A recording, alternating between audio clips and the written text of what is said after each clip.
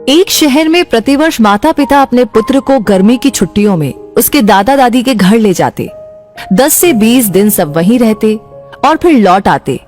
ऐसा प्रति वर्ष चलता रहा। बालक थोड़ा बड़ा हो गया।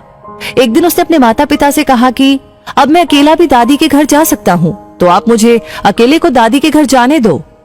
माता पिता पहले तो राजी नहीं हुए, किंतु बालक ने जब जोर दिया तो उसको सारी सावधानी समझाते हुए अनुमति दे दी।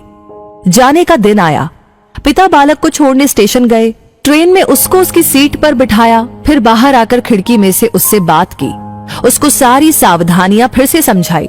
बालक ने कहा कि मुझे सब याद है, आप चिंता मत करो। ट्रेन को सिग्नल मिला, विसिल लगी, तब पिता ने एक लिफाफा पुत्र को दिया और कहा कि बेटा, अगर रास्ते में तुझे डर लगे तो ये लिफाफा खोलकर इसमें जो लिखा है उसको पढ़ना।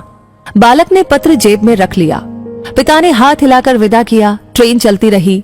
हर स्टेशन पर नए लोग आते रहे, पुराने उतरते रहे। सबके साथ कोई न कोई था। अब बालक को अकेलापन लगने लगा। अगले स्टेशन पर ट्रेन में ऐसी शख्सियत आई जिसका चेहरा बहुत ही भयानक था। बालक पहली बार बिना माता पिता के, बिना किसी सहयोगी के यात्रा कर रहा था। उसने अपनी आंखें बंद करके सोने का प्रयास किया, परंतु बार बार वो भयानक चेहरा उसकी आंखों के सामने घूमने लगा। बालक भयभीत हो गया, रुआंसा हो गया। तब उसको पिता की चिट्ठी याद आई। उसने जेब में हाथ डाला, हाथ कांप रहा था।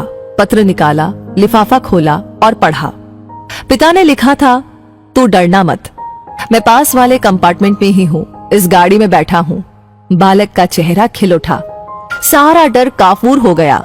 जीवन भी ऐसा ही है। जब भगवान ने हमको इस दुनिया में भेजा, उस समय उन्होंने हमको भी एक पत्र दिया है जिसमें लिखा है, उदास मत होना, मैं हर पल, हर क्षण, हर जगह तुम्हारे साथ हूँ।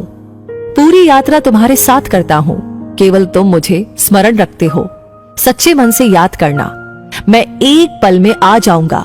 इसलिए चिंता नहीं करना, घबराना नहीं, हताश नहीं होना। चिंता करने से मानसिक और शारीरिक दोनों स्वास्थ्य प्रभावित होते हैं। परमात्मा पर, प्रभु पर, अपने इष्ट पर हर क्षण विश्वास रखे। वो हमेशा हमारे साथ है, हमारी पूरी यात्रा के दौरान, अंतिम सांस तक। बस इसी एक एहसास को ही कायम रखने का प्रयास करते रहना है। सब कुछ उस परमात्मा पर छोड़ दे जिसकी मर्जी के बिना एक पत्ता भी नहीं हिल सकता।